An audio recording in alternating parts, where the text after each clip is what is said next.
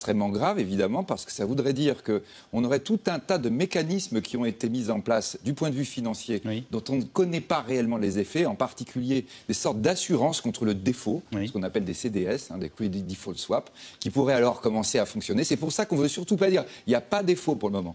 Donc on aurait une onde qui commencerait à se propager dans le monde de la finance, et puis on aurait évidemment la situation vis-à-vis de la Grèce qui deviendrait radicale, c'est-à-dire l'Europe probablement dans ce cas-là devrait dire bon bah alors la Grèce doit sortir de la zone euro avec toutes les conséquences pour nous et pour elle. Ça explique que même le président Obama s'en soit mêlé en appelant quasiment au calme hier. Oui, parce que là, pour le coup, la finance américaine est quand même très, très attentive à cette question, en particulier le risque du défaut, sachant que nous sommes, qui plus est... Un pays en défaut, c'est un pays en cessation de paiement, c'est ça? Oui, c'est-à-dire qu'il ne fait pas face... J'essaie de trouver des images. Oui, je vous dis, c'est vraiment exactement comme lorsque vous avez un emprunt en tant que personne, vous avez une échéance, vous ne pouvez pas rembourser à un moment donné. Alors là, c'est normalement, j'ai une assurance qui prend le relais. Oui, là, voilà. Donc là, il y a des assurances pour les créanciers, c'est-à-dire qu'eux, normalement, ils devraient être payés quand même avec les produits qui existent. Mais là, on est sur des sommes tellement importantes qu'on risque d'avoir des difficultés, par exemple, des assureurs. C'est exactement ce qui s'était produit au moment de l'affaire Lehman Brothers. Donc là, on repartirait dans une logique de domino quand même. Oui, et d'autant plus que je crois qu'il faut vraiment le souligner, et ça c'est un contexte qu'on doit avoir à l'esprit, les marchés financiers sont extrêmement nerveux aujourd'hui. Peut-être le grand public s'en rend pas bien compte, mais on est dans un moment de très très forte tension au niveau international, pas simplement du fait de la Grèce, mais la Grèce évidemment joue le rôle de risque, on va dire, de mèche qui allumerait la dynamite. Ça peut déclencher une crise, une seconde crise? Ah oui, on va dire que, nous, on est beaucoup à considérer que c'est le retour de la même crise, c'est-à-dire c'est toujours le retour de la crise de la dette occidentale qui n'est toujours pas réglée, qu'on regarde comment diffuser, on va dire, dans le temps. Et là, bien entendu, oui, il y a un vrai risque. Il faudra surveiller ce qui va se passer cet été. Cet été peut être vraiment brûlant, d'abord parce qu'il y a des échéances grecques, mais aussi pendant l'été, il y a beaucoup moins d'acteurs. Et l'un des grands risques sur les marchés en ce moment, c'est que tout d'un coup, on manque de liquidité. L'été, il y a moins d'acteurs, il y a un vrai risque de ce point de vue. Natacha Valla, vous percevez les choses de la même façon. J'ai moi-même été surpris par l'ensemble des SMS qui semblent aller dans ce sens-là. C'est des Français qui regardent C'est dans l'air et qui se posent cette question. Il me semble qu'effectivement, il y a deux choses qui se télescopent aujourd'hui sur la scène européenne. La première, c'est la question du défaut de la Grèce. Cette question du défaut de la Grèce, elle se symptomatise par le remboursement des dettes au sens obligataire, mais aussi par le paiement d'obligations, d'engagement de l'État vis-à-vis de ses fonctionnaires, vis-à-vis des services publics qu'elle peut offrir. Donc on commence à se dire... Mince, la Grèce a dû racler tous les fonds de tiroir pour payer ses salaires le mois dernier. Il se peut très bien que le mois prochain, elle ne puisse pas le faire avec des euros de la zone euro, les euros qu'on utilise nous quotidiennement, mais qu'elles doivent le faire en émettant ce qu'on appelle des titres de créance ou des sortes de lettres que les gens recevraient à la place de leur chèque de paie en fin de mois et qui diraient voilà, c'est une reconnaissance de dette. Avec ça, vous allez pouvoir payer votre électricité, l'école de vos enfants. Et si on commence à rentrer dans cette logique... Ça veut dire, par exemple, excusez-moi, mais des fonctionnaires grecs qui travaillent à la Poste et qui recevraient, par exemple, une lettre de créance au lieu de recevoir leur chèque ou leur virement habituel. Oui, ça s'est vu très rarement, mais ça s'est vu. Et si on devait passer à ce stade-là d'une certaine forme de défaut de la Grèce, de l'État grec vis-à-vis de ses fonctionnaires en l'occurrence, ça deviendrait très compliqué parce que ça voudrait dire que de facto, on aurait ces lettres de créance, ce serait une monnaie parallèle qui circulerait en Grèce, qui ne seraient pas des euros échangeables à Paris, Bruxelles ou Berlin, mais qui seraient des choses vraiment internes. Et du coup, ça créerait une ségrégation de facto des systèmes de règlement. C'est le premier point. Et si je suis un retraité grec avec ma lettre de créance, comment j'achète mes pommes de terre au marché, mes tomates, et comment je paye mon loyer? Il va falloir être très persuasif par rapport à votre propriétaire ou par rapport à votre marchand maraîcher pour lui dire, voilà, ça vaut quand même quelque chose. Donc, ces dynamiques-là peuvent aller quand même très vite. Et si on en est là, il faut vraiment qu'on ait un plan B. Ça, c'est la question du défaut grec. Il y a la question de l'appartenance de la Grèce à la zone euro. Alors, certains disent aujourd'hui, et on peut trouver des arguments pour, la Grèce peut faire défaut, mais rester dans la zone euro. Ça a été le propos, il y a quelques semaines, du vice-président de la BCE, par exemple. Donc, venant d'une institution de la BCE, c'est important de se dire, bon... C'était historique qu'il ose le dire, en tout cas. Ah oui, vraiment, parce qu'on sait très bien que la BCE est une grande créditrice de l'État. Voilà, leur rôle, généralement, c'est de dire, tout va bien, on va s'arranger, on va trouver une solution, et surtout, ne vous inquiétez pas. Ça montre à quel point la problématique est avancée et mûrie à la table des négociations. Donc, je pense qu'on est arrivé à un point, et cette dernière semaine, la semaine dernière a montré une évolution quand même assez critique, parce que lundi dernier, on a eu le fameux sommet de la dernière chance des institutions qu'on appelait avant la Troïka, donc le Fonds monétaire, la Commission européenne et la BCE, qui se sont dit... On se met vraiment d'accord sur le plan qu'on met sur la table des négociations avec la Grèce et on envoie ce plan à la Grèce pour mettre un point final à ces négociations qui n'en finissent plus. Or, on pensait que c'était vraiment le pas décisif qui allait nous apporter un accord dans les jours qui auraient suivi et de fait, cet accord n'est pas arrivé. Alors, on se tourne une première fois dans cette émission vers Angélique Kourounis, en direct et en duplex d'Athènes, je le rappelle. Angélique, juste, ici à Paris, ce soir, on va dire que le climat est plutôt à la gravité et une réelle inquiétude. Est-ce qu'on est psychologiquement ou nerveusement en tension de la même façon ce soir à Athènes ? Oui et non, parce qu'il y a une information qui vient de tomber au moment où vous parliez, où c'était la Commission qui disait qu'un accord est tout à fait possible dans les jours qui viennent. Donc, quelque part, il y a un espoir qu'il y aura un accord qui va débloquer la situation. En fait, les Grecs sont doublement inquiets. Ils sont inquiets d'une sortie éventuelle de l'eurozone, mais ils sont surtout inquiets d'une continuation de l'austérité, une austérité appliquée depuis 5 ans au pays et qui n'a absolument rien apporté. Donc ils sont un peu pris entre le marteau et l'enclume. Ils ne veulent plus d'austérité parce que ça n'a pas marché, parce qu'ils veulent une autre Europe. Et ils veulent aussi rester dans l'eurozone. C'est le mandat qu'ils ont donné à Alexis Tsipras le 26 janvier dernier. Alors, je prends au pied de la lettre ce que vient de nous dire Angélique, si vous le voulez bien, Jean-Dominique Giuliani. On dit souvent, en tout cas en France, les Grecs doivent payer. Je vous pose la question très sérieusement, est-ce que les Grecs peuvent payer ? Ce que dit Angélique, c'est les Grecs veulent le beurre et l'argent du beurre. Sans l'Union européenne, connaissant l'histoire de la Grèce, aujourd'hui, il y aurait vraisemblablement ou une guerre civile ou une dictature. L'État a fait faillite du fait des grands partis de gouvernement. Les Grecs ont voté pour un parti extrémiste. Il est aux affaires. Personnellement, je mets des doutes sur sa compétence, sur la manière dont il traite avec ses partenaires européens, qui ont déjà avancé 250 milliards d'euros.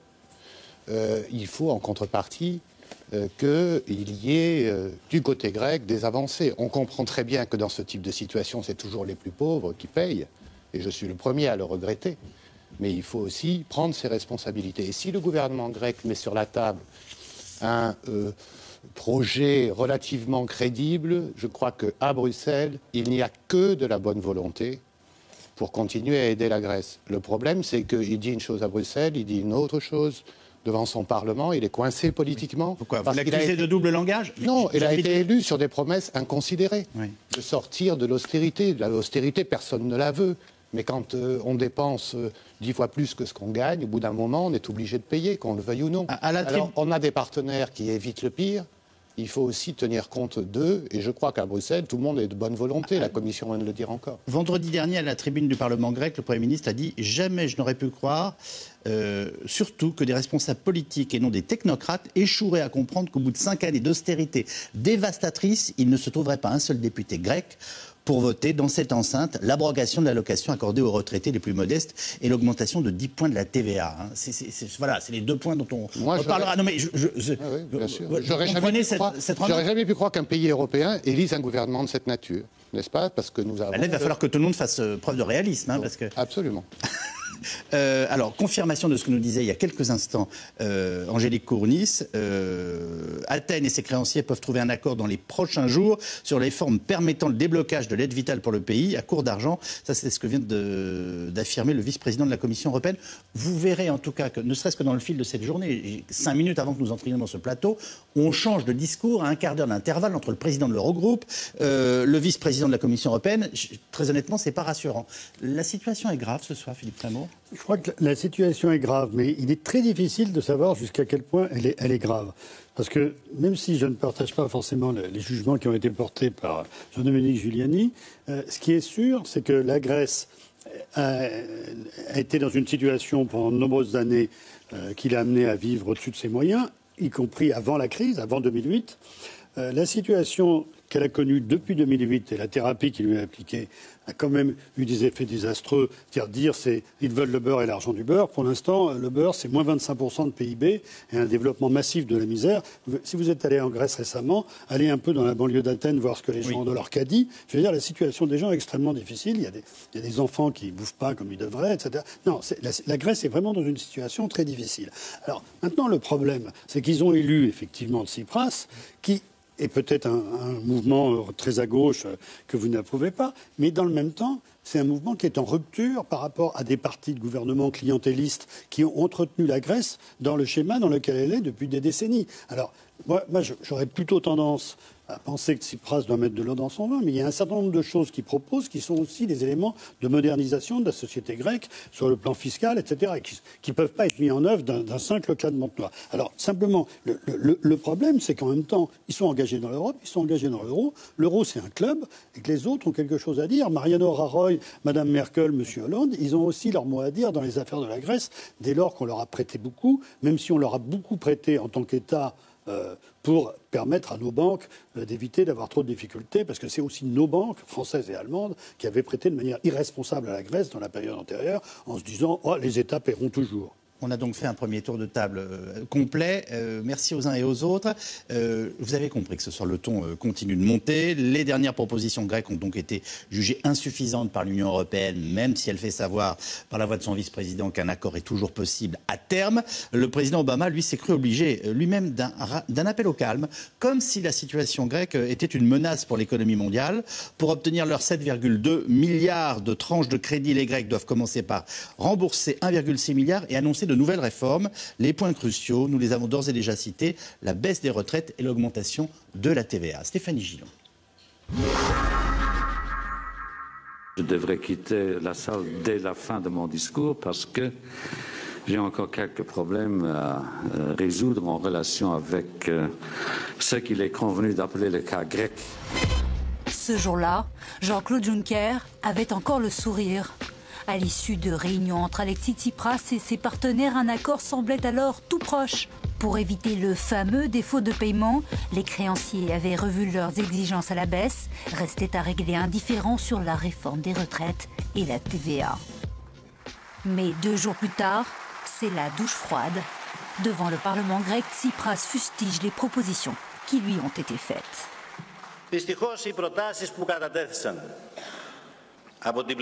Malheureusement, les propositions de la part des institutions sont clairement irréalistes. Elles sont un recul par rapport au point d'entente que nous avions atteint avec grande difficulté pendant les négociations. Il est clair que le gouvernement grec ne peut en aucun cas se soumettre à des propositions aussi absurdes. J'ose espérer que cette proposition était une bévue, au moins une erreur tactique dans les négociations et qu'elle sera retirée bientôt. Et le Premier ministre d'ajouter ce jour-là qu'une solution est proche. Mais le temps passe et les volte-face de Tsipras agacent, au point que dimanche, la crise grecque s'est invitée au G7.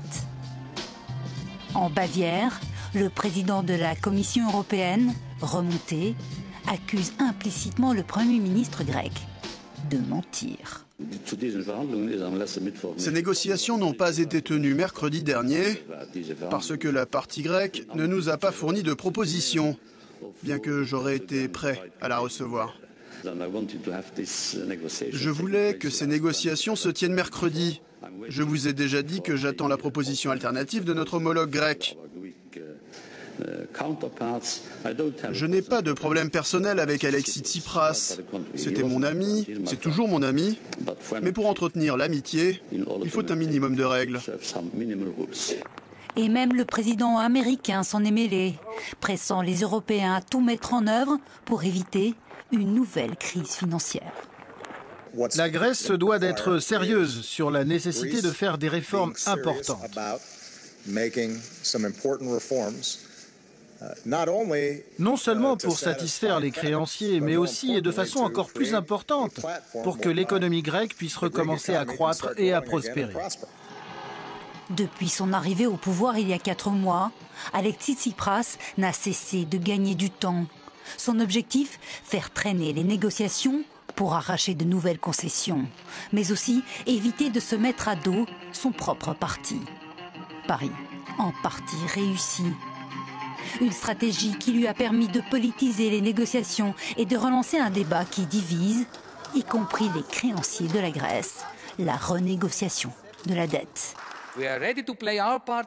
Nous sommes prêts à jouer notre rôle, même dans la conception d'un projet propre et durable pour la zone euro, à faire notre travail et à respecter les règles, des règles coécrites avec le reste des Européens, avec les Allemands. Mais pour mettre en œuvre ces réformes, la Grèce manque d'un ingrédient, l'espoir. Ce matin, dans un journal italien, Alexis Tsipras alerte. Une absence d'accord signifierait le début de la fin pour la zone euro. Demain, le Premier ministre grec rencontrera une nouvelle fois Angela Merkel et François Hollande. Il restera alors 20 jours à la Grèce pour rembourser la tranche d'1,6 milliard d'euros qu'elle doit au FMI. Alors je peux vous dire que dans cette émission les choses vont très vite parce que on vient d'apprendre que la Bourse de Londres avait terminé en baisse, toujours inquiète du manque d'avancée sur la Grèce, alors que HSBC reculait après avoir annoncé une vaste restructuration. La Bourse de Londres baisse de 0,53% et le rendez-vous qui devait avoir lieu demain, entre le Premier ministre grec François Hollande et Angela Merkel, pour l'instant n'est absolument pas confirmé. C'est-à-dire qu'on ne sait pas si effectivement il aura lieu. Il faut qu'on revienne sur un certain nombre de choses qu'on a vues dans ce reportage. On a d'abord une question de téléspectateur qui est la suivante. Tsipras était-il vraiment l'homme de la situation? J'ai envie de vous dire, on ne l'a pas choisi, les Grecs l'ont élu, c'est comme ça, Jean-Dominique Giuliani. Oui, demain, si on élit le Front National en France, ce sera à peu près la même chose. Il faut s'attendre à ce genre de réaction. Donc on a partout dans les vieilles démocraties une contestation des partis de gouvernement. Les Grecs, ce n'est pas la première fois d'ailleurs, aussi ont protesté violemment contre le bipartisme qui, pendant des années, a camouflé un peu la situation réelle du pays. On voit que la solution n'est pas meilleure parce que, en gros, lorsqu'on est dans cette situation, regardez ailleurs dans le monde, je me tourne vers les économistes, ils le décriraient mieux que moi, soit en Argentine ou ailleurs, il y a un moment où il faut passer à la casserole. Je suis désolé de le dire. Évidemment, en essayant d'éviter que ce soit les plus défavorisés qui payent comme d'habitude. On a la chance d'avoir l'Union européenne qui a évité jusqu'à maintenant une situation où la Grèce devrait être tombée vraiment de manière inéluctable lorsqu'on regarde les autres expériences dans le monde. Sur le plan financier, donnez-nous un exemple. L'Argentine, elle a mis 10 ans à se remettre de sa crise et encore, elle n'est pas remise. Voilà. Donc, s'il n'y avait pas l'Union européenne, alors je comprends que le débiteur fasse un peu de chantage à son créancier, parce que c'est ça le discours de Tsipras, c'est très malhonnête en réalité. On veut donner des leçons à toute la zone euro, mais d'abord commençons par avoir un État qui perçoive des impôts, qui fonctionne. Ce n'est pas le cas en Grèce. Angélique Kourounis, première question après ce reportage. D'abord, est-ce qu'effectivement le Premier ministre grec tient un double langage, c'est-à-dire il y a un langage pour Athènes et un langage pour Bruxelles? Non, il ne tient pas un double langage, mais j'aimerais intervenir sur une chose qui a été dite sur votre plateau. Les Grecs ne veulent pas le beurre et l'argent du beurre. Les Grecs veulent une autre Europe. Et c'est pour ça qu'ils ont voté massivement le 26 janvier dernier pour l'arrêt de l'austérité, indépendamment des 36% qui ont été au parti Syriza. Ça, c'est une chose que je voulais vraiment dire. La seconde chose, il n'a pas un double langage. Il a le même langage qui est de dire on va essayer une autre solution que l'austérité appliquée au pays depuis maintenant 5 ans et qui n'a pas apporté des résultats, si ce n'est un tiers de la population sous le seuil de pauvreté, un tiers qui n'a plus accès aux soins, les investissements qui sont plus là et une sortie de cette crise qui est toujours reportée, une récession qui se creuse et une dette qui ne fait qu'augmenter. On était à 120% du PIB de la dette il y a 5 ans, on est maintenant à plus de 180% et on ne veut toujours pas dire ce qui a été dit, écrit et signé par les créanciers et la Grèce, à savoir dès avril 2012, réitéré en novembre 2012, qu'une fois que la Grèce aura dégagé un excédent budgétaire, on va restructurer et reparler de la restructuration de la dette. Le problème, c'est pas continuer une politique pour une politique, c'est continuer une politique pour sortir de la récession dans laquelle la Grèce est maintenant pour la 7e année consécutive. Il n'y a pas de solution, c'est soit Jean-Claude Juncker ment, soit le Premier ministre grec ne dit pas la vérité. Je vous demande de choisir. Mais comme on n'a pas accès à ce qui se dit dans les réunions. Comme on n'a pas accès au texte, chacun dit ce qu'il veut. La Grèce a donné un texte de 46 pages, quantifié lundi dernier sur les propositions qu'elle a faites, et c'était le 4e plan qu'elle proposait. Et aujourd'hui, elle a redonné 3 pages de propositions supplémentaires, dont l'une de ces propositions est de renégocier, trouver un plan pour rendre la dette viable. Comparons que la Commission dise en quoi les propositions grecques ne sont pas acceptables. Ces propositions sont quantifiées. Qu'elle dise ce qui ne va pas pour l'instant, on ne le sait pas. Il faudra qu'on revienne, je vous préviens, je donne la parole à un autre invité en plateau, mais il faudra qu'on revienne avec vous sur la question de la hausse de la TVA et de la baisse des retraites qui sont absolument cruciales pour les Grecs et visiblement pour l'instant aussi aux yeux de Bruxelles. Est-ce qu'on peut rester longtemps dans ce langage qui se tient de part et d'autre et où on n'arrive absolument pas à trouver il y a un aspect, une harmonie. Il y a un aspect politique, c'est que si Tsipras doit faire des compromis par rapport à ce sur quoi il a été élu, il va falloir qu'il attende le dernier moment et qu'il puisse revenir en disant j'ai négocié jusqu'au bout, voilà ce que j'ai Il fera comme tous les hommes et toutes les femmes politiques de la planète. Et Merkel, qui a aussi des problèmes dans sa propre majorité pour accepter l'idée qu'on fasse des cadeaux supplémentaires en Grèce, est dans la même situation. Oui. On se dit, et même en n'étant pas un grand spécialiste de la politique internationale, de la politique grecque, on se dit que les Grecs ont élu un parti anticapitaliste qui doit discuter avec des capitalistes totalement assumés, même si elle est pondérée en Europe, d'une sortie de crise. On se dit qu'il n'y a aucune raison, c'est même plus du double langage, ça n'est pas le même langage. C'est le propre de la gauche en général, qu'elle soit modérée, qu'elle ne soit pas, elle se retrouve au volant d'un pays... Tout le monde dos à dos, c'est pas vrai. Et qui se retrouve dans un véhicule qui est quand même un véhicule plutôt à conduite à droite. Et donc, il faut à la fois gérer le système... Hollande, c'est pas Mélenchon, hein, je suis désolé, mais... c'est clair. Bon. J'ai bien compris la différence. Mais merci. C'est bien. Il n'y a pas de souci avec ça, Yves Calvi. Non, ce que je dis simplement, c'est que vous venez sur un programme de transformation sociale, il y a forcément des déceptions dès lors que vous gérez, effectivement, avec les contraintes qui sont... Parce que c'est vrai, ce pays souffre depuis de nombreuses années. Et pour Tsipras, dans la mesure où lui... vient de très à gauche, évidemment, le compromis, il est plus difficile. Ce que je dis simplement, c'est que nous dire Tsipras est incompétent, ça veut dire que les autres, est-ce que les autres l'étaient? Je veux dire, le problème, c'est que les autres, c'était des gens du même monde, on pouvait leur parler, ils avaient tout à fait le langage qu'on avait envie d'entendre, mais ils ont camouflé... Et si je puis me permettre, on les a laissés faire. On ne s'est pas beaucoup intéressé à la situation. On les a laissés faire, on leur a prêté autant d'argent qu'ils le souhaitaient, etc. Et maintenant, effectivement, on a un gouvernement qui est démocratiquement élu, sur la base d'une situation qu'a dit Angelis Kourounis de difficultés extrêmement fortes pour le peuple grec. Ça serait bien qu'on fasse un pas de chaque côté. Je crois, moi, on parle beaucoup du passé. Je pense que vraiment, ce qui va être très, très important, c'est l'avenir. Parce que là, quand on négocie sur la dette, c'est la dette d'avant. Hein. Il faut bien vous comprendre que là, on est en train d'essayer de régler une situation d'avant. Le vrai problème que nous avons, c'est le présent et c'est le futur. Lorsque Angelika Kourounis dit aujourd'hui « on ne veut plus d'austérité », on doit avoir conscience que ce n'est pas la consommation grecque qui va relancer le pays. Ce n'est pas parce qu'ils vont commencer à dépenser qu'on va sortir de la crise. On doit avoir conscience qu'aujourd'hui, l'économie grecque est à l'arrêt. C'est-à-dire qu'on avait des perspectives de croissance sur 2015 qui malheureusement ne sont plus là du tout. On est sur une perspective aujourd'hui de 0,5 alors qu'on espérait 2,5 de croissance sur 2015. Du fait du changement de gouvernement. Après les élections, c'est clair. En tout cas, ça a coïncidé. Et que ces 0,5, très probablement, quand on regarde les chiffres qui sont en train de tomber aujourd'hui, on s'en sera très très loin. Donc ça veut dire quoi? Ça veut dire qu'on va se retrouver à la fin de l'année avec non pas la question de la dette ancienne à gérer, mais le problème, on va dire, d'une nouvelle dette qui va réapparaître. L'une des raisons pour lesquelles aujourd'hui l'Europe se base sur les retraites grecques, c'est que les retraites sont en déficit. En déficit, ça veut dire qu'elle crée de la dette. Et on est en train de regarder en disant, on est en train de repréparer de la création de dette, alors que très clairement, et là tout à l'heure vous avez posé la question, mais je crois qu'un jour, à un moment donné, il faudra vraiment le dire, évidemment que la Grèce ne pourra pas rembourser sa dette ancienne. Évidemment.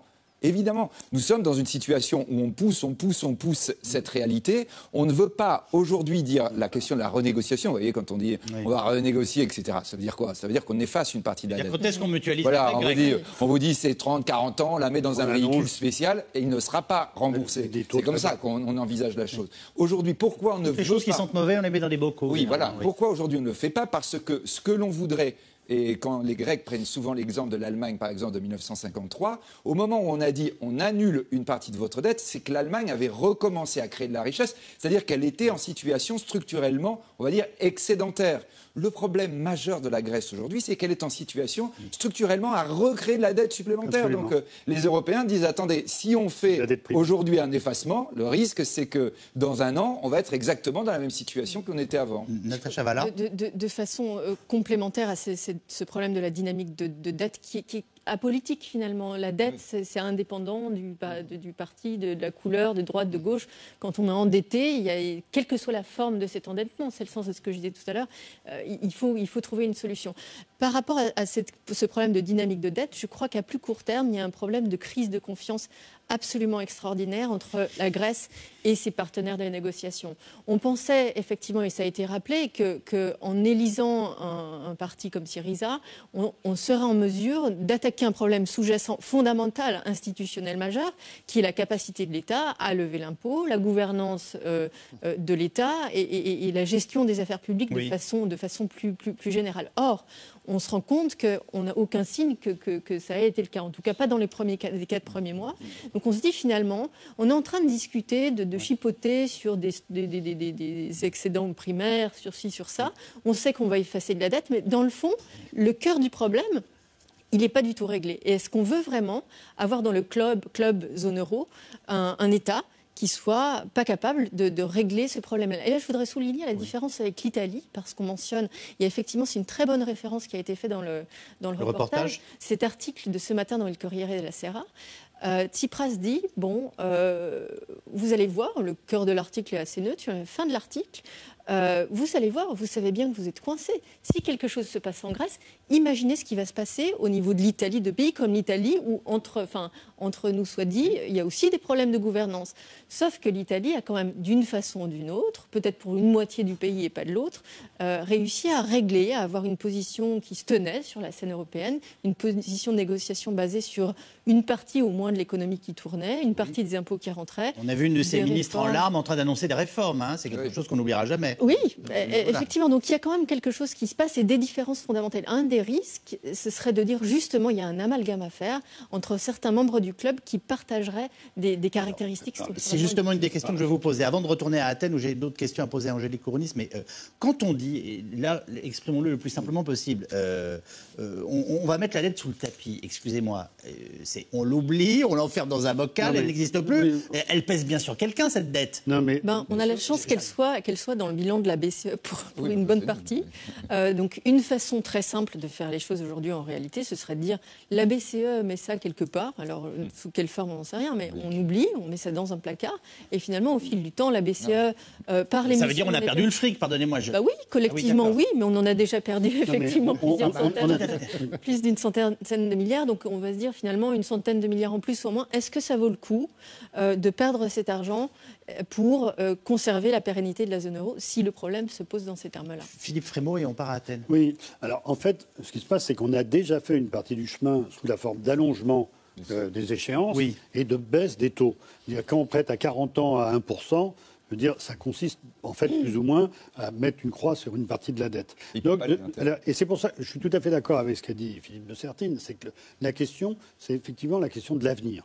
La question de l'avenir, parce que la Grèce, à la différence d'autres pays, notamment le cas de l'Italie, c'est un pays où l'austérité extrêmement brutale qu'on leur a imposée n'a pas eu pour effet, en dépit de la baisse des salaires, à peu près moins 20%, de relancer les exportations, comme on le voit aussi en Espagne ou au Portugal. Parce que l'état de l'appareil productif est quand même un état très, très faible. Je veux dire, ils ont peu de potentiel exportateur, ils ont peu d'industries susceptibles de redémarrer. Alors que des pays qui ont une économie très diversifiée, quand effectivement on leur impose une austérité, ils souffrent énormément, ça peut être très dur, mais ça finit quand même par repartir.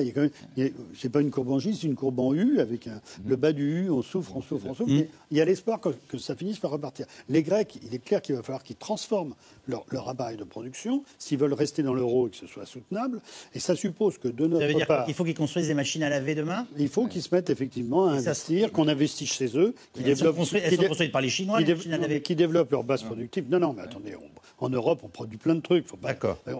Qui développent leur base productive Et ça prendra pas, c'est pas un ajustement macroéconomique comme ça. Ça peut prendre 10 ans, ça peut prendre 15 ans, et ça suppose que si on veut qu'il reste dans l'euro, on fasse cet investissement. Mais c'est aussi un enjeu important, c'est l'intégrité de la zone euro, c'est aussi l'intégrité du projet européen. Je veux dire, derrière ça, il y a aussi des enjeux qui sont des enjeux politiques qui dépassent uniquement les questions comptables.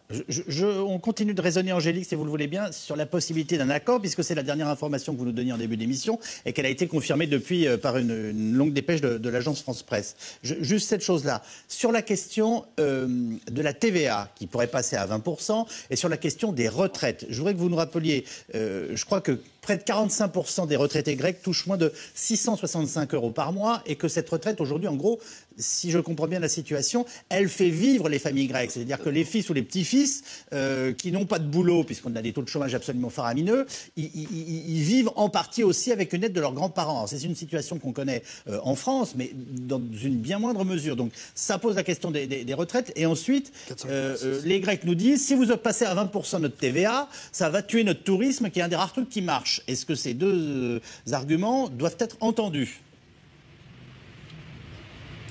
Ils doivent être entendus, mais il faut un peu les replacer dans le contexte. Les Grecs, en tout cas le gouvernement grec, n'a pas dit non à l'augmentation de la TVA, il a dit oui à l'augmentation, mais de façon logique, c'est-à-dire en ce qui concerne le secteur touristique après le 1er octobre dernier, parce que nous sommes quand même à la mi-juin, que des réservations ont été faites dès le mois de mars et le mois d'avril, et que s'il y a une augmentation maintenant de la TVA, ce n'est pas les touristes qui ont déjà payé leur voyage qui vont payer le surplus en arrivant à Athènes, mais ça va être donc les hôteliers et les Grecs qui sont déjà mal en point et qui comptent sur la saison touristique qui vont devoir payer la différence. Donc oui, il y a une augmentation de la TVA en tant que principe, mais on va la moduler. Il est totalement absurde de demander une augmentation de 10% de l'électricité quand déjà une très grande partie des milliers de foyers et d'entreprises ne peuvent plus se payer l'électricité. Il est absurde de dire qu'il faut reculer l'âge de la retraite à 67 ans lorsque le chômage touche 28% de la population et plus de 60% des jeunes. Vous l'avez dit, c'est tout à fait exact. Les retraités font vivre leur famille, leurs fils, leurs filles, leurs petits-enfants, c'est exact. Mais maintenant, il faut quand même savoir que 45% des retraités touchent environ moins de 660 € et que maintenant, l'une des propositions des créanciers est de baisser encore ces retraites qui ont déjà été baissées de 40% ces 5 dernières années, ce qui va faire des retraites aux alentours de 400, 480 €. Ça ne va pas être viable. Ces retraites sont le filet de survie de la société grecque. Mais je voudrais revenir sur une autre chose. Il a été dit que M. Tsipras n'est peut-être pas l'homme de la situation et qu'il ne gouverne pas. Mais ça fait 4 mois qu'il gouverne, ça fait 4 mois qu'il tient tête aux créanciers pour proposer ce qui, à ses yeux et aux yeux de son gouvernement, est une meilleure solution que ce que les créanciers proposent. Il tient tête, en même temps il gouverne. Mais quand il gouverne, on lui reproche de faire des actes unilatéraux au Parlement. Alors il faudrait savoir ce que l'on attend de ce gouvernement. Soit de gouverner, à ce moment-là, il ne faut pas lui reprocher de faire des actes unilatéraux, soit de proposer ses propres réformes et ses propres principes. Et c'est les discussions qui ont lieu actuellement à Bruxelles. Mais il faut aussi savoir qu'il a fait beaucoup de marche arrière. Il a fait marche arrière sur les privatisations. Il a reporté d'1 an l'augmentation du SMIC. Il a accepté de maintenir la taxe ENFIA, qui est une taxe immobilière très injuste et très impopulaire. Il y a eu des concessions de fait, on peut les quantifier et les dire de la part du gouvernement d'Athènes. Moi, j'aimerais bien qu'on me dise quelles sont les propositions de compromis de la part des créanciers. On ne les a pas vues, on ne connaît pas leur texte. On va revenir à la situation quotidienne aujourd'hui des Grecs, à la lumière de ce que vous venez de nous dire, notamment sur les retraites. Comment tout cela est-il vécu par les Grecs, par la population grecque elle-même? Le gouvernement de gauche radicale a soulevé beaucoup d'espoirs lors de son élection, mais ces espoirs visiblement aujourd'hui sont déçus. Alors comment rester dans l'euro et sortir de l'austérité? C'est l'équation pour l'instant impossible des Grecs, les Grecs qui souffrent depuis plusieurs années et qui ont beaucoup de mal à se projeter dans l'avenir. Laurent Hirsch et Wanen Nguyen. Le message est clair. Et la foule, nombreuse. Ce jour-là, face au Parlement, à Athènes, au moins 15 000 personnes sont rassemblées pour soutenir le gouvernement grec. Face à une Angela Merkel tendance nazie, qui tourne le dos au drapeau grec, Alexis Tsipras combat comme il peut la BCE et son remède à base d'austérité. En Grèce, on ne compte plus les rassemblements de ce type. Celui-ci, par exemple, est organisé tous les mois, le jour où le pays paye sa dette au FMI. Nous demandons la suspension de ces paiements et l'annulation de la dette. Parce que les travailleurs ne sont pas responsables de cette dette. Ce sont les autorités et ceux qui contrôlent l'économie qui sont les responsables. Depuis le 26 janvier dernier, pour la première fois dans l'histoire récente du pays, la Grèce est gouvernée par la gauche radicale. Un changement synonyme d'espoir, mais aussi d'inquiétude pour les 10 millions d'habitants. Car semaine après semaine, rares sont les éclaircies dans le ciel d'Athènes. Le psychodrame entre la Grèce et ses créanciers n'en finit pas.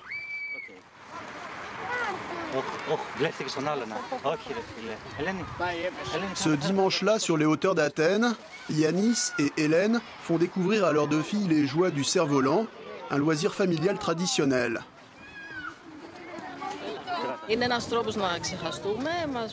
C'est un plaisir simple et pas cher. Et puis, ça fait oublier un peu les nouvelles angoissantes qu'on entend tout le temps à la radio, à la télévision. Hey, comment ça va avec cette pluie? On va se battre ensemble, comme d'habitude, et ça ira. À quelques mètres de là, une distribution gratuite de nourriture est organisée. La banderole, qui accueille les bénéficiaires, n'incite pas à l'optimisme. Mangez, buvez et passez du bon temps. Cette année, ça va encore, mais qui sait comment ce sera l'année prochaine. J'espère que le gouvernement va améliorer nos conditions de vie, pas seulement pour nous, mais pour nos enfants aussi. Après 5 ans d'austérité, le pays s'est considérablement appauvri. Le PIB a fondu d'1 quart et le chômage a doublé. Voilà une boîte digne de la crise. Il n'y a que la boîte qui est bonne. Qu'est-ce qu'il y a à l'intérieur? Du halvas, des olives et une feuille de vigne. La boîte coûte plus cher que tout le reste. Dans ces conditions, comment trouver les 3 milliards d'euros réclamés cette année par l'Union européenne et le FMI? Aux abois, la Grèce fait feu de tout bois. Dans le centre du pays, le petit village de Distomo incarne un bien sombre épisode de l'histoire récente des Grecs. Le 10 juin 1944, les SS allemands y ont massacré 218 personnes. Ce mausolée est là pour ne jamais oublier.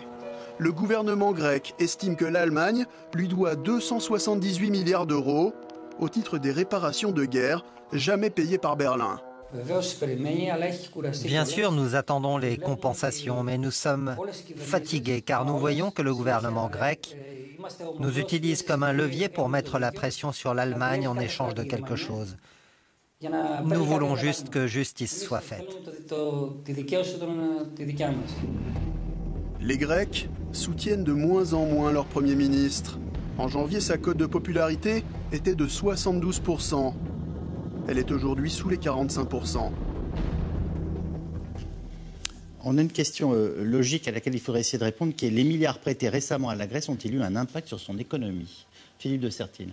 Non, on va dire non. Les milliards aujourd'hui prêtés à la Grèce, c'est juste pour que la Grèce reste en vie. Ce qu'on disait tout à l'heure, c'est-à-dire actuellement, c'est que la Grèce puisse faire face à ses échéances vis-à-vis de ses prêteurs extérieurs, mais surtout qu'elle arrive à survivre à l'intérieur, qu'elle paie ses retraites, qu'elle paie ses fonctionnaires, que nous ayons... Et les écoles publiques ouvertes. Voilà, on est vraiment en ce moment juste dans la façon de rester juste la bouche ouverte à la limite de l'eau. On est vraiment dans cette situation. La seule manière vraiment de repartir de manière positive, ce serait qu'il y ait un investissement massif, et un investissement massif provenant de l'extérieur et pas provenant de fonds publics, provenant d'investisseurs privés.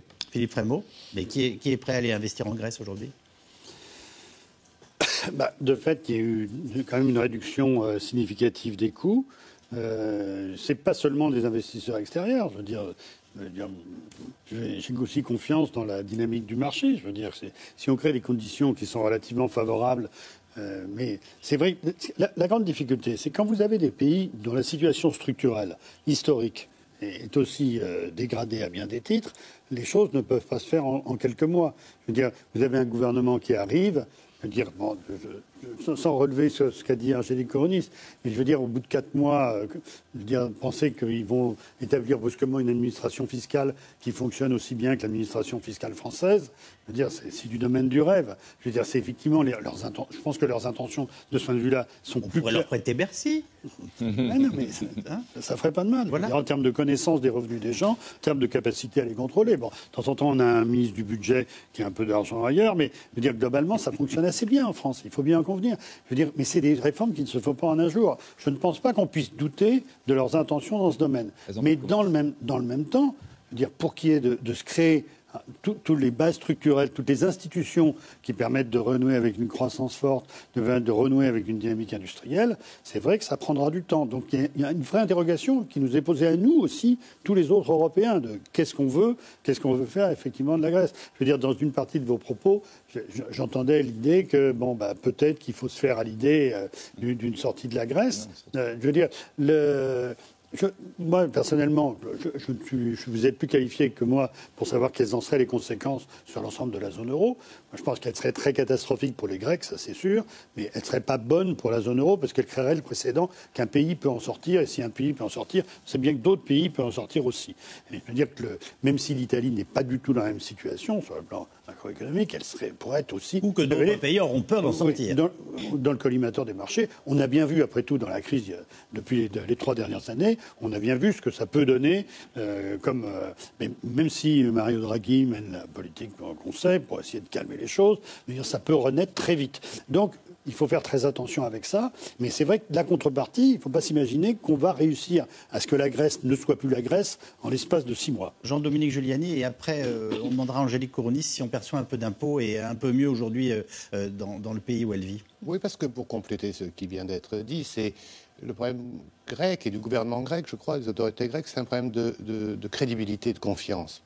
Pour l'instant, ils n'ont pas gagné la confiance de leurs partenaires, qui sont aussi leurs prêteurs, qui leur ont permis de survivre jusqu'à maintenant.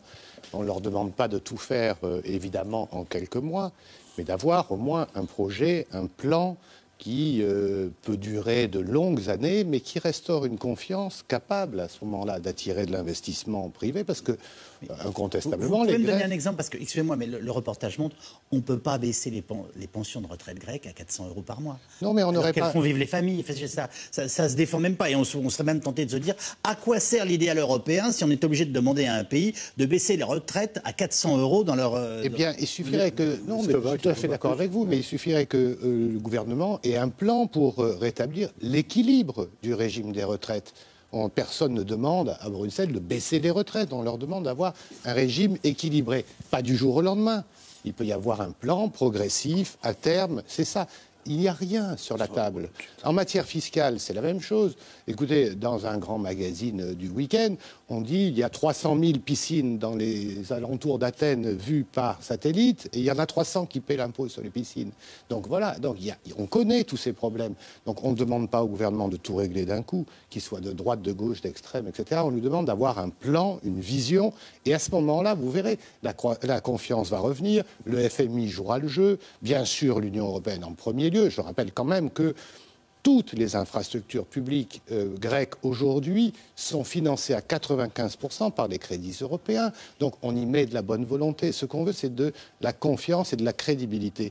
Et ce type d'attitude qu'on vient de voir, disant ben non, de toute façon, en Europe, vous ne savez pas faire l'économie, on va vous apprendre, on va vous montrer l'austérité, etc. Bon, non, ça, c'est pas comme ça. Quand on est dans cette situation-là, on essaie de rétablir la confiance, d'être crédible, et à ce moment-là, on a la solidarité des autres et même l'investissement privé. Angélique Koronis, je vous demande une réponse courte. Est-ce que l'impôt commence à rentrer en Grèce? C'est absolument essentiel pour l'avenir du pays. Et après, on va découvrir notre dernier reportage. On est déjà très en retard. Est-ce que les impôts commencent à rentrer? Il commence à rentrer dans la possibilité du financement des ménages grecs. C'est-à-dire que si les ménages grecs ne sont dans l'impossibilité de payer, ils ne le font pas. Mais avec le nouveau gouvernement, ce qui a été fait, c'est qu'il a été possible de rééchelonner ces arriérés d'impôts. Et à partir du moment où la loi a été votée, les ménages se sont empressés d'aller faire des négociations. J'entends bien, mais les propriétaires de piscines, l'Église orthodoxe grecque et les oligarques, en gros les compagnies, notamment... les armateurs. d'armateurs. Est-ce qu'aujourd'hui, ils acceptent, ils ont un des agents du fisc qui viennent les voir, deux avec qui ils négocient et qui fassent rentrer un peu d'argent? Alors déjà pour les piscines, je mets très fortement en doute le chiffre de 300 000 piscines dans toute la TIC. Je pense qu'on a dû confondre avec la Grande Bleue. Et pour ce qui est des armateurs, il faut changer la Constitution, mais c'est quelque chose à laquelle le gouvernement, dans sa campagne électorale, s'était en tout cas engagé. Et pour ce qui est de l'Église, toutes ces entreprises touristiques et autres, elles sont imposées comme n'importe quelle autre entreprise. La problématique qui est en train d'être discutée, c'est les propriétés foncières de l'Église. Et l'Église, elle, dit que vu l'œuvre qu'elle fait, l'œuvre caritative, les repas qu'elle distribue, elle ne veut pas être imposée comme les autres, mais c'est quelque chose qui est en discussion. Ce gouvernement s'est engagé dans sa campagne électorale à faire payer les oligarques, à faire payer les plus riches, ce qui n'a pas été fait jusqu'à présent puisque c'est seuls les salariés qui ont fourni le gros de l'impôt. Je rappelle que 2/3 des Grecs sont imposés à la source. Dernier reportage de cette émission, même si nous aurons probablement peu de temps pour le commenter. En France, la tragédie grecque alimente les lignes de fracture européennes sur l'austérité et la relance. Ligne finalement assez classique. À droite, on explique que les Grecs ont tout simplement menti à l'Europe. À droite de la droite, on dit pourquoi pas tenter une sortie de l'euro, pendant qu'à gauche de la gauche, on affirme vouloir se mettre du côté du peuple grec contre la politique démentielle du Fonds monétaire international. Les socialistes français, eux, pour l'instant, sont visiblement très mal à l'aise. Sarah Sisman, Mathieu Vibo.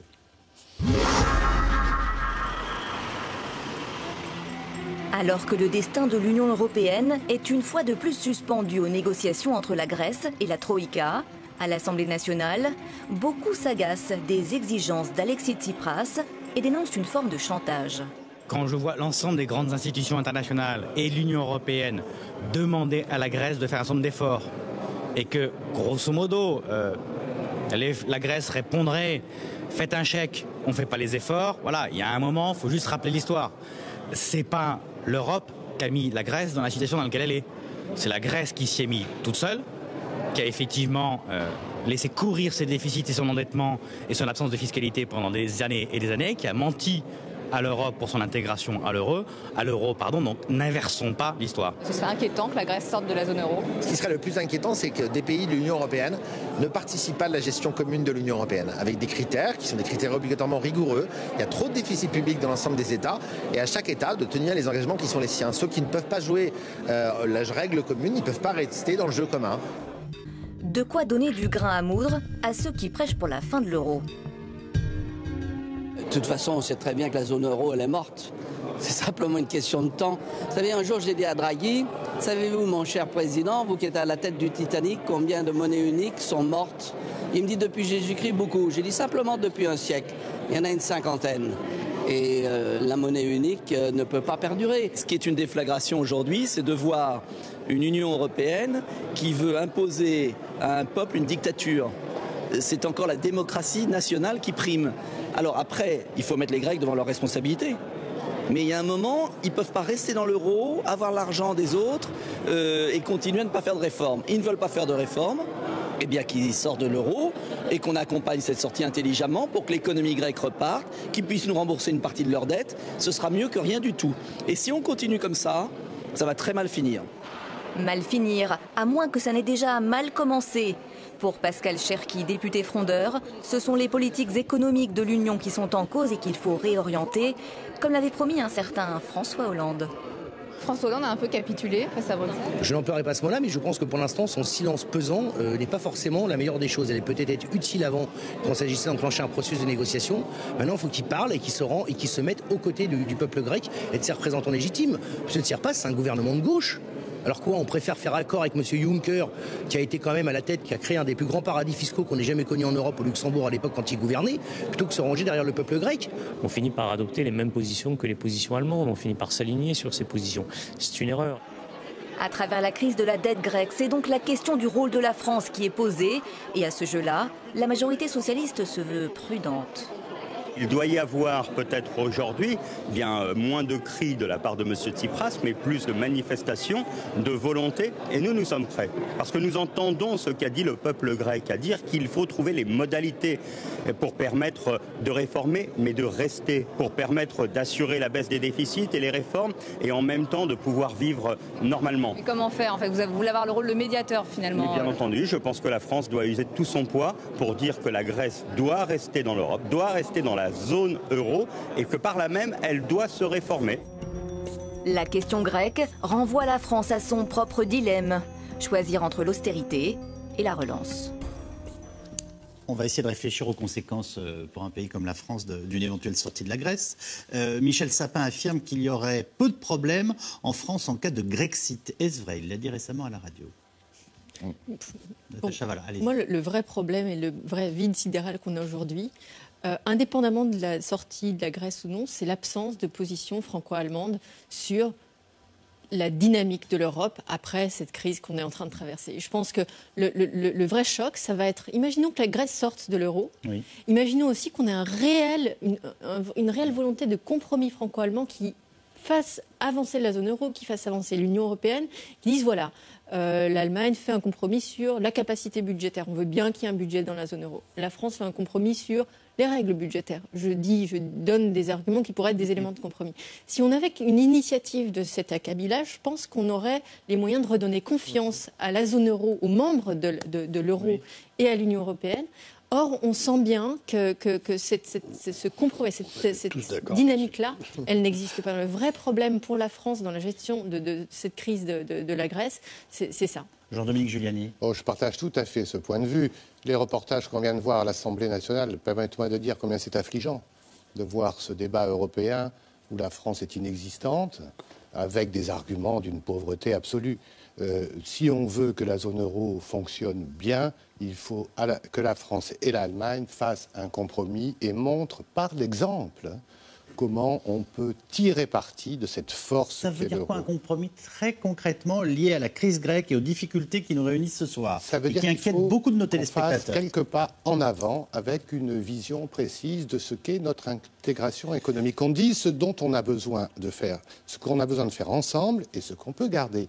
Moi, je pense personnellement que nous devrions, avec l'Allemagne, montrer la voie pour rapprocher dans les 10-15 ans qui viennent nos fiscalités.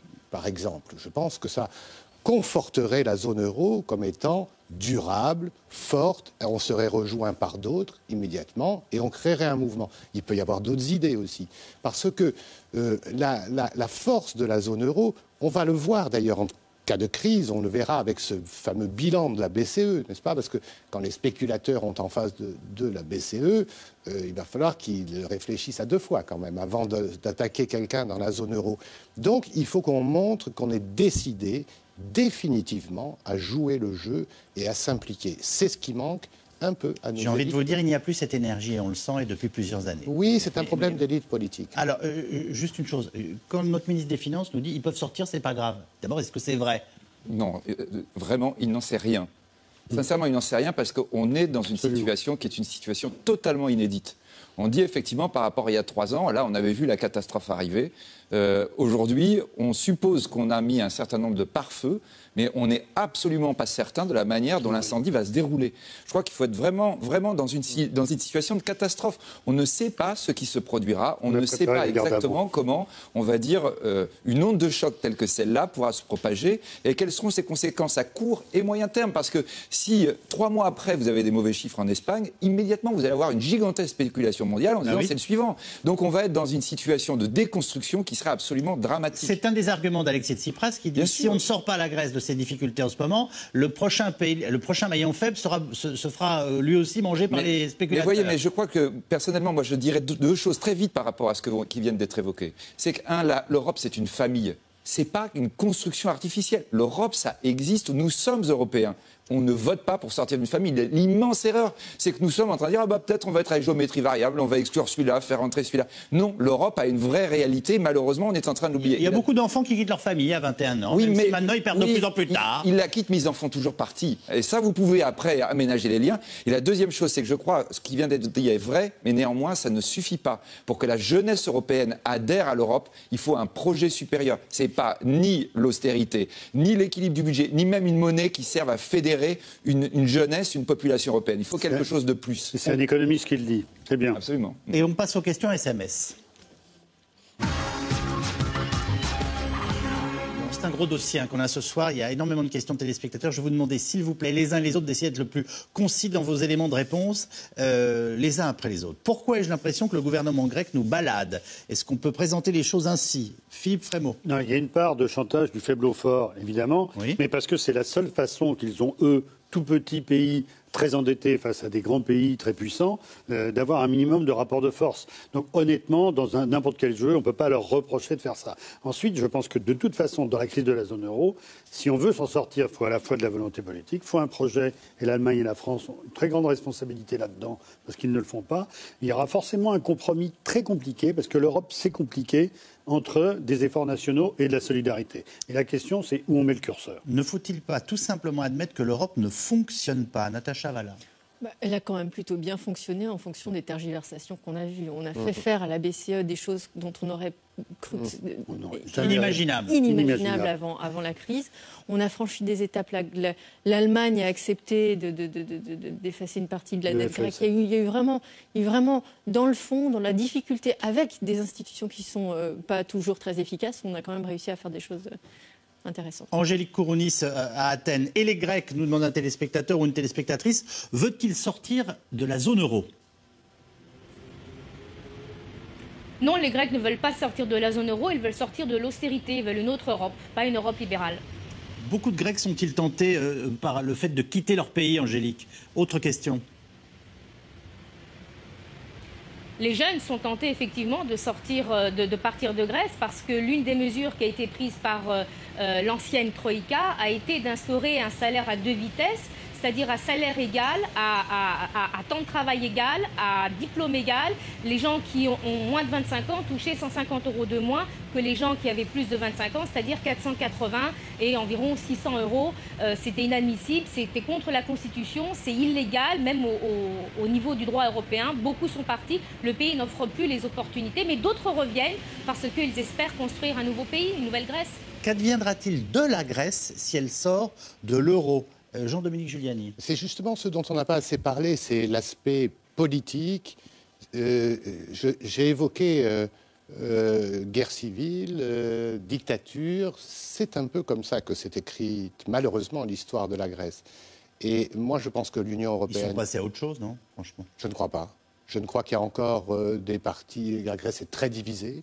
Je crois que les gens sont... La politique est assez violente.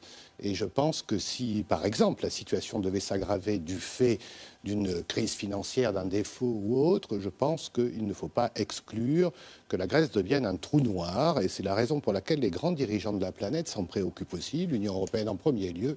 Et je trouve que de ce point de vue, elle a plutôt bien fonctionné avec énormément de patience pour éviter le pire. Si la Grèce ne rembourse... est possible. Pardon, alors je reste dans cette même logique qui est celle aussi des questions de nos téléspectateurs, Philippe de Sertine. Si la Grèce ne rembourse pas sa dette, qui acceptera de lui prêter de l'argent? Parce que quand on va au bout des logiques, je dirais, de rapport de force, il est normal que ces questions apparaissent. Non, mais vraiment, je crois que là, malheureusement, j'espère qu'on n'aura jamais à vérifier ça. Mais ce serait un désastre économique absolu pour la Grèce. Vraiment, pour les habitants grecs, on aurait... Et là, pour le coup, on aurait vraiment un désastre humanitaire, on l'évoquait tout à l'heure.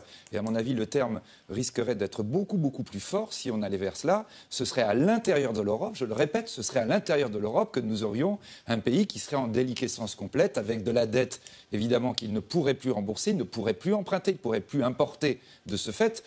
Quand on parle d'exportation, ils n'ont rien à exporter aujourd'hui réellement. On parle du tourisme, etc. Mais on serait dans un chaos qui serait vraiment un chaos extrêmement, extrêmement dangereux, avec des conséquences terribles pour la population. La tribune expliquait que le tourisme pesait encore 18%, je crois, du PIB grec il y a quelque temps, et que là, quasiment en un an, on est passé à 16%. C'est-à-dire qu'on se rend compte que la part de marché du tourisme, en quelque sorte, régresse et ne suffit plus. Alors que le PIB descend. Alors, et en plus, en effet, le PIB descend. Nouvelle question pour vous, Angélique Kourounis. Qui investit en Grèce actuellement? Alors, vous savez, à une époque, on disait les Chinois ont racheté le port du Pirée. En gros, on est en train de démanteler le pays par morceaux. Est-ce qu'effectivement, il y a des investissements et des gens, alors peut-être même qui profitent de la situation, mais qui viennent aujourd'hui investir dans le pays? Oui, il y a des gens qui viennent investir dans le pays. Les Chinois, vous les avez mentionnés. Il y a aussi les Russes. Il y a aussi beaucoup de sociétés étrangères qui sont intéressées par les transports, qui sont intéressées par les ports, par les aéroports. Le problème, c'est est-ce qu'ils sont intéressés pour faire un investissement gagnant pour la Grèce et pour eux, tout le monde pourra faire un bénéfice, ou est-ce qu'ils veulent venir ici, acheter au plus bas prix? Les prix de l'immobilier ont baissé de 30%, 60% même dans certains cas. Donc, est-ce qu'ils viennent acheter dans le cadre d'un bradage national, ce qui était le cas dans le passé? Ce gouvernement a dit privatiser oui, brader non, donc il faut trouver un juste milieu. Et je voudrais rappeler une chose, la Grèce a remboursé depuis août dernier 16,5 milliards d'euros et depuis février 6,5 milliards. Donc pour l'instant, elle rembourse sa dette. Comment serait la Grèce si elle n'était pas rentrée dans l'Union européenne, Philippe Frémaux? Ça serait peut-être très bien. Moi, j'ai beaucoup d'amis grecs qui me disent que l'euro, ça leur a mis la tête, enfin que ça leur a mis la tête sous l'eau, en fait. Oui, alors, non, mais très bien. Mais non, si on prend, il faut être honnête. Je veux dire, si on prend, si on prend sur la période longue, ça a permis de fait à la population grecque d'améliorer de manière très importante son niveau de vie. Ça, c'est clair. Ils ont une croissance. C'est vrai que avant même de rentrer dans la crise, on peut considérer que c'est un pays, compte tenu de l'état de ses comptes courants, qui vivait plutôt au-dessus de ses moyens.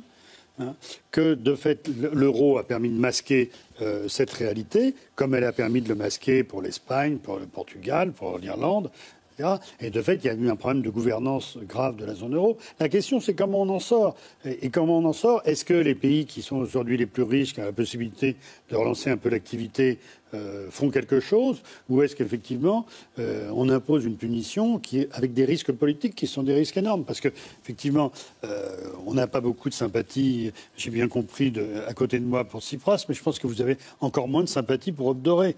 Je veux dire, on peut critiquer le programme de Podemos, mais je veux dire, la perspective d'avoir Marine Le Pen au pouvoir en France n'est pas quelque chose qui nous enchante. Donc, vous voyez, ce que je dis simplement, c'est que l'état aujourd'hui de la crise de l'Europe, l'état du désarroi d'une grande partie de la population européenne, supposerait que nos dirigeants fassent preuve de plus de leadership et soient capables de sortir effectivement de la crise actuelle en offrant des perspectives, en donnant de l'espoir, comme l'a dit Tsipras, comme l'a dit Varoufakis à la tribune à Berlin. On a 30 secondes pour répondre à quelle serait la meilleure solution pour la Grèce et pour les Grecs.